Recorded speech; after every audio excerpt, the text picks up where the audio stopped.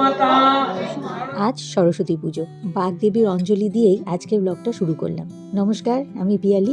আমার নতুন আরেকটা ব্লগে আপনাদের সবাইকে ওয়েলকাম। ছোটবেলায় সরস্বতী পুজোটা ভীষণ মিস করি, তবে মেয়েটা যত বড় হচ্ছে ততই যেন মনে হচ্ছে আমার চোখের সামনে আমার শৈশবটা আস্তে আস্তে বেড়ে উঠছে। শুধু চরিত্রগুলোর নাম বদলেছে। আজকে আমার মায়ের জায়গায় দাঁড়িয়ে আছি আমি, আর আমার জায়গায় দাঁড়িয়ে আছে আমার মেয়ে তোয়া। তবে আজকের সরস্বতী পুজো আর আমাদের শৈশবের সরস্বতী পুজোর মধ্যে বিস্তর ফারাক দেখতে পাই। নিজের দাদা আর পাড়ার অন্যান্য দাদারা মিলে সারা রাত জেগে পাড়ার পুজোর মণ্ডপ তৈরি করা, ভোর হতে না হতেই কাঁচা হলুদ মেখে স্নান করে পুজোর অঞ্জলি দেওয়া, রাস্তার মোড়ে গিয়ে দাঁড়িয়ে থাকা পুরোহিত মশাইকে পেলেই কপ করে ধরে নিয়ে আসতে হবে নিজের বাড়ির পুজোটা আগে করানোর জন্য। সে সময় তো মোবাইলটাও ছিল না।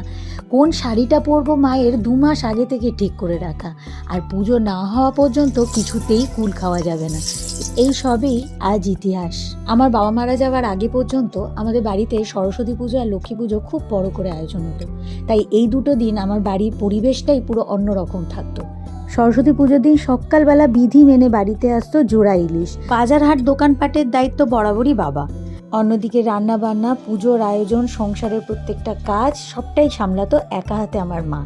তবে এত ব্যস্ততার মধ্যেও সবথেকে বড় কাজ ছিল আমার মায়ের সেদিন আমাকে শাড়ি পরিয়ে দেওয়া।